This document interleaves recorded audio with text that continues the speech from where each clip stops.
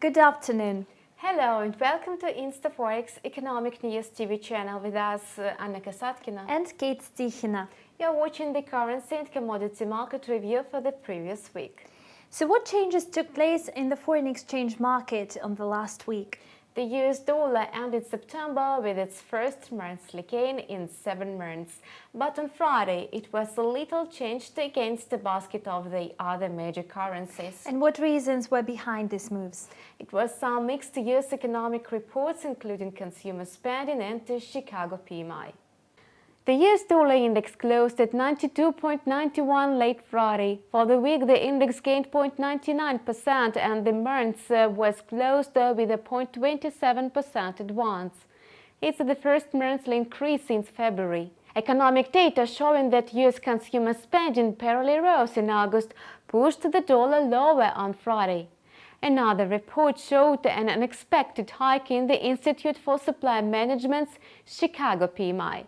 Earlier in the week, the greenback had received a boost from the words of Federal Reserve Chair Janet Yellen, who indicated that the regulator was planning to raise the rate for the third time this year and 3 times in 2018.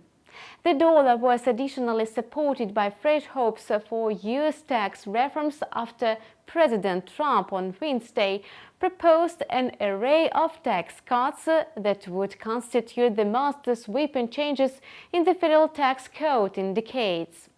The dollar lost ground against the euro. Euro-USD spiked to 1.1818, recovering from Thursday's 5-week low of 1.1716. The euro had come under pressure earlier in the week amid fears that political uncertainty could make the eurozone integration more difficult.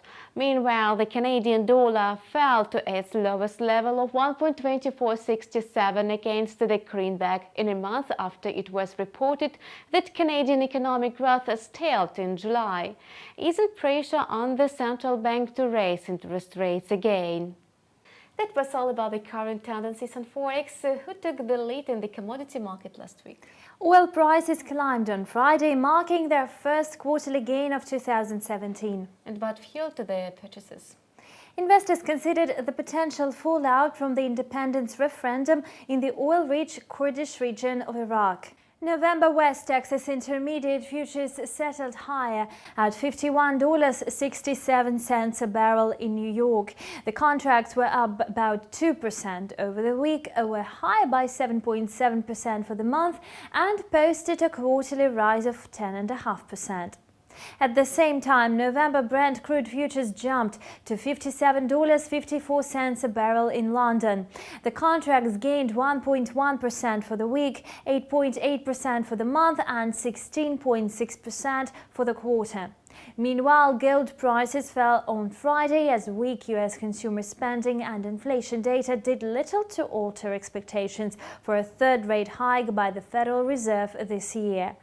Gold futures for December delivery closed down at $1,283.47 on the COMEX division of the New York Mercantile Exchange, after falling as low as $1,278.20 earlier. With Friday's losses, the precious metal ended the week down by 0.98% and posted a monthly loss of 2.83%, its largest monthly decline so far this year.